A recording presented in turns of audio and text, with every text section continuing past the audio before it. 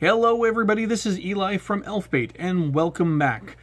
Today, I would like to talk to you guys about something I ran into recently with some published material that I purchased.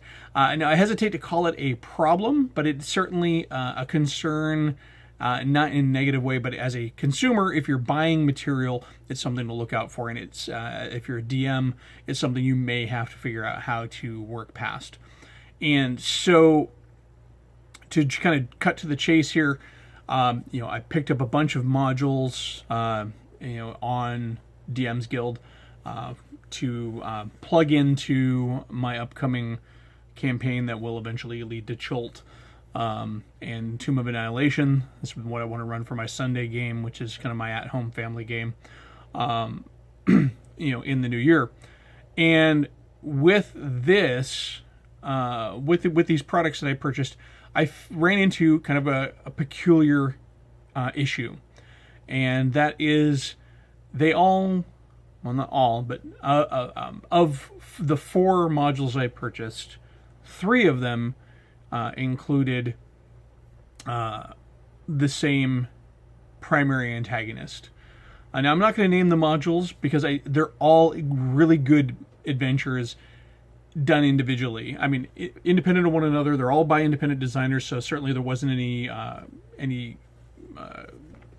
or at least I'm assuming that there wasn't a lot of collaboration on these. There may have been some building off of, but I think they're all just using a similar theme that is consistent and good for the setting, Chult.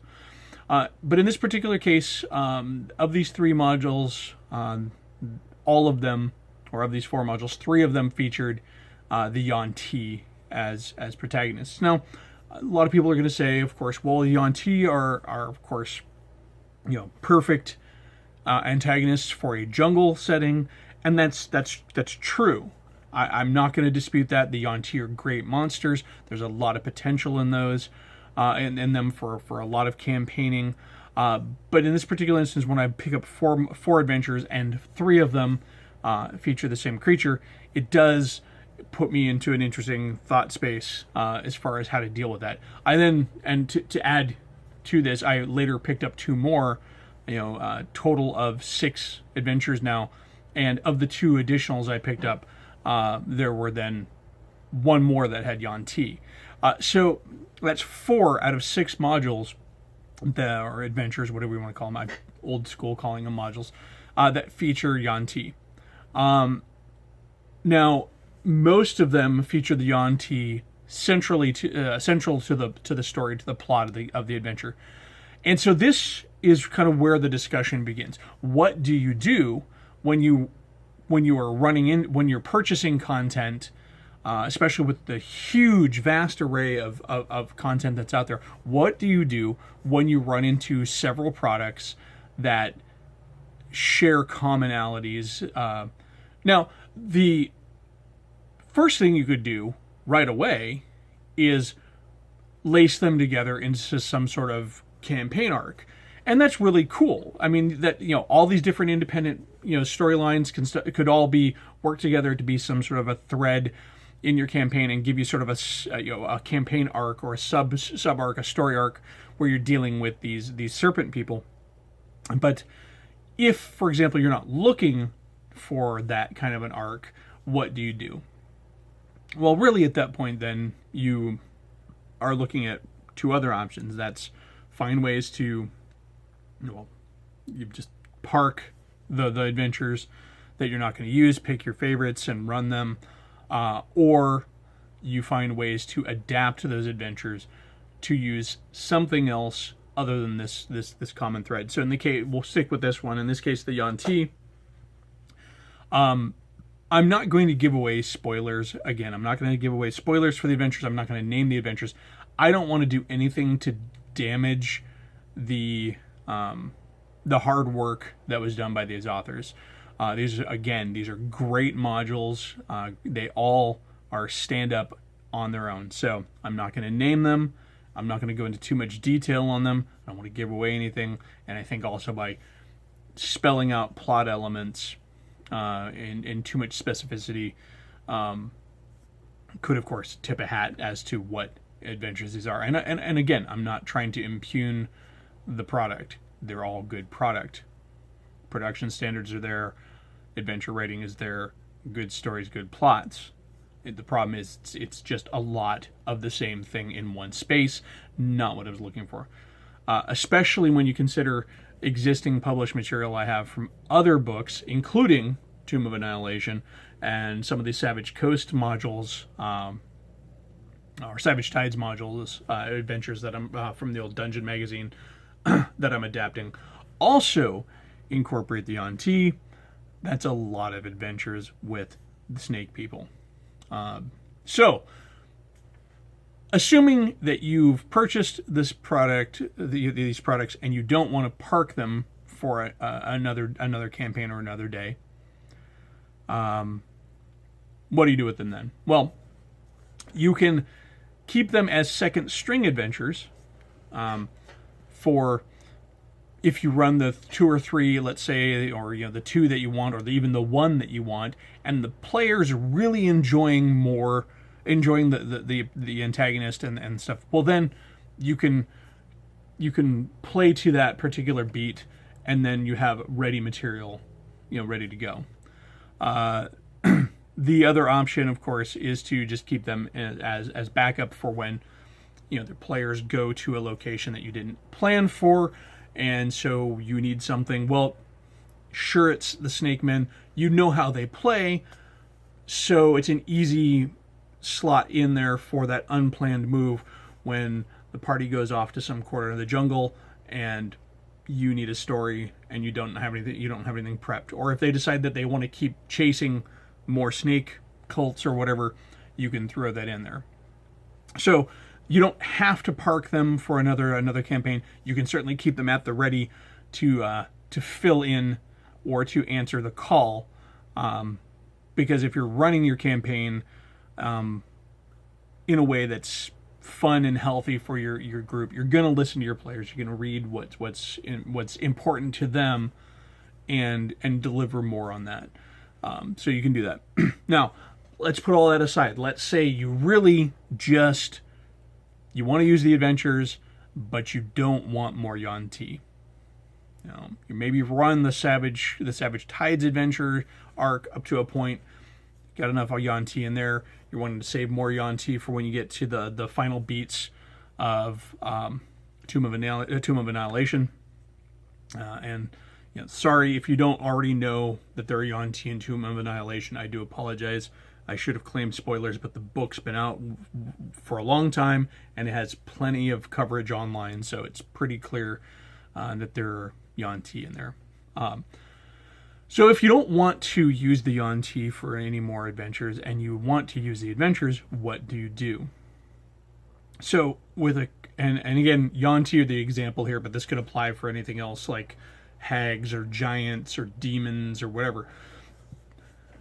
When you're dealing with coming up with ways to modify modules, you don't want to change the structure of the story too much because, well, that is what makes the adventure or the module what it is. And so then adventures that deal with simple monsters, orcs, bugbears, ogres, things like that, those are pretty easy to just change up the monsters. I've always thought of the humanoid races in D&D like the coins of D&D. You've got copper, silver, electrum, if you're old enough, gold, and then platinum. And so similarly, you've got kobolds, goblins, orcs, hobgoblins, bugbears, ogres, whatever you want to. And so there's sort of an exchange rate for humanoid species in D&D. So if your adventure is dealing with those kind of antagonists or dungeon vermin, things like that, slimes are kind of interchangeable. Rats versus bugs versus snakes versus bats. You can easily change that up. Instead of bats, maybe you're using flying snakes. So that's the easy math in D&D. But when you get to more complex monsters, you really have to look at what it is that the monsters are doing and finding ways to do this in another way.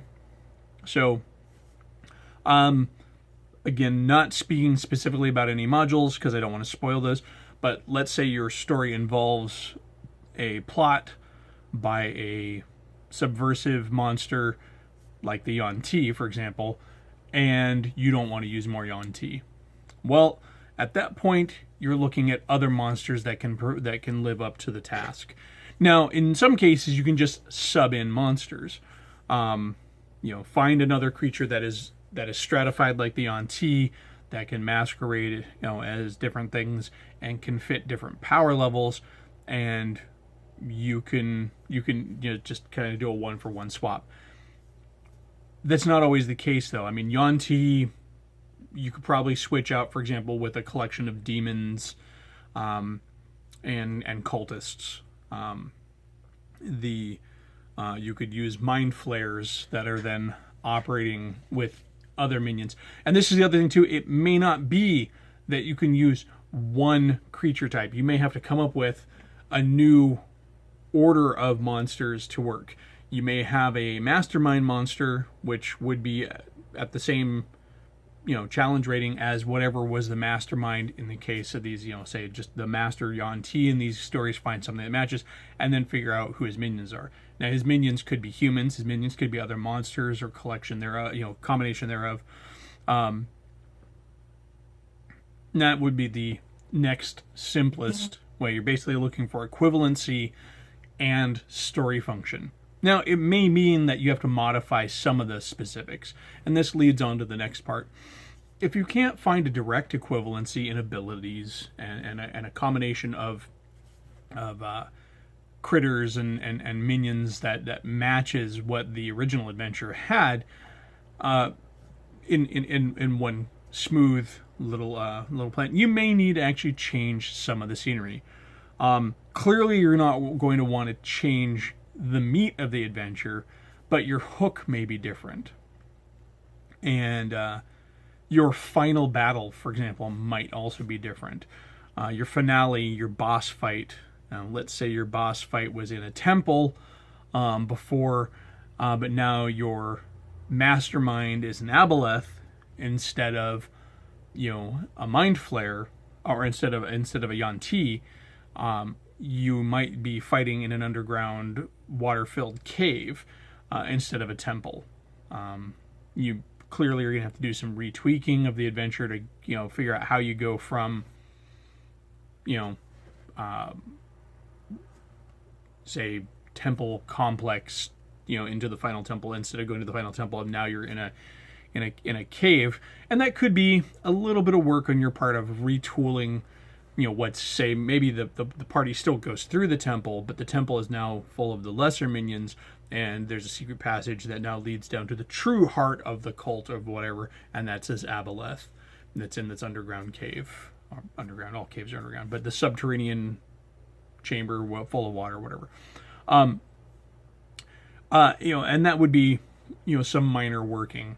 It could be that instead of a trek into the deep jungles, into a lost and forgotten city, maybe you move the adventure to the edge of civilization. Maybe you move the adventure into the main city, and instead of Yuan-ti, maybe it's, there's a doppelganger who's now masquerading as the high priest, or maybe there's a demon that is polymorphed into the high priest, or some other shape-shifting creature. If you're dealing with infernal types, there's a hierarchy of minions. There are cultists there are warlocks that could sub in, that can certainly do the job. So you're really looking again for how to morph this adventure into using other monsters. And you're looking, but to preserve the adventure, you're still going to be making sure that when you're finding creatures that to substitute in, that you're looking for creatures that still have the same beats. Because here's what you want to avoid. You want to avoid changing the adventure so substantially that you're not running the same adventure, and so you're basically invalidating your purchase. Adding to that adventure, changing the details of the adventure to where it's got a different skin is okay. You want to preserve the framework and most of the structure of that adventure. You're likely going to have to modify some things, and that's okay. Splitting a major combat, let's say you're going back to the Yuan-ti, for example. Let's say somewhere in the mid-range, with your idea for your new structure for the adventure, maybe in the adventure there was one large, powerful creature that there is no equivalent to in your new setup. Let's say you've taken the whole Yuan-ti story, and just for sake of argument, you have redone it as human cultists to a minor demon or devil or something to that effect. Maybe even a fae. So you might not have a monster that is as powerful as one of those Yuan-ti that were in there. So now you might, instead of having that one fight against that powerful Yuan-ti and his minions, you may have a couple of different, you may maybe break that into a couple of encounters with different types of lesser monsters. So, you're going to be looking at maybe a fight with some guards, some cultist guards, and then maybe a second fight with more guards and maybe now some acolytes, instead of having a powerful supernatural monster with a couple of monsters' minions.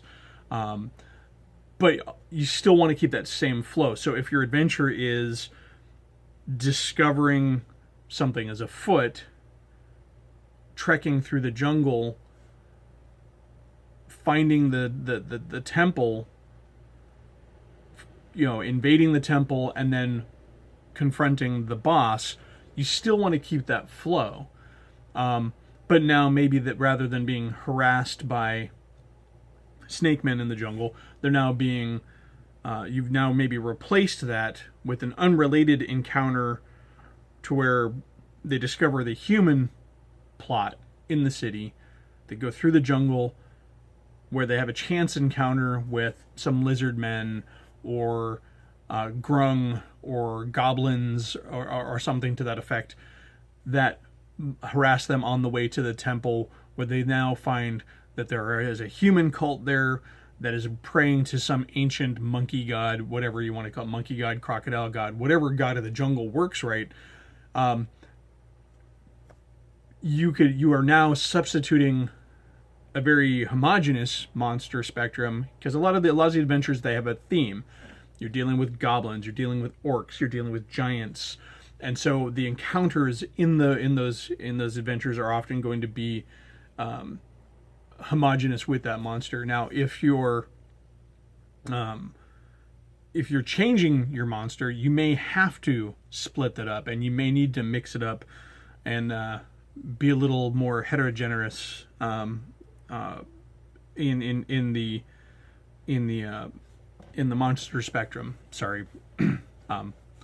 I shoot these videos at my desk, and so often I've got miniatures that catch my eye. I know it's so professional of me, but if you're a sculptor and you've got your work in front of you, you often catch glimpses of things that you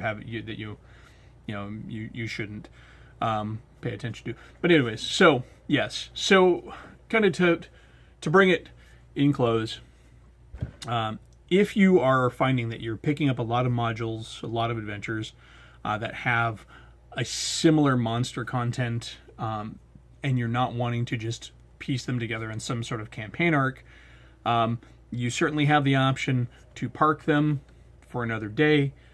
You can keep them on standby for filler for your adventure, or for expansion on a theme if your players really latch onto that. But if you want to use them and you don't want to have them waiting by the wayside until you find a place for them, you can make a place for them without necessarily having to use the same monsters, by some careful consideration of how the monsters move the plot, how the plot is based, or how the story of that adventure is built off those monsters, and by finding equivalent monsters or NPCs, encounters that will facilitate the same story but give it a different skinning. So you can go from giants to demons, from demons to elementals, from Yuan-ti to human cultists, from human cultists to you could go from human cultists to a guild plot or a thieves guild. There are ways to do this. Maybe what starts as an adventure about human cultists kidnapping people, and you've actually somehow managed to run 2 other adventures dealing with human cultists.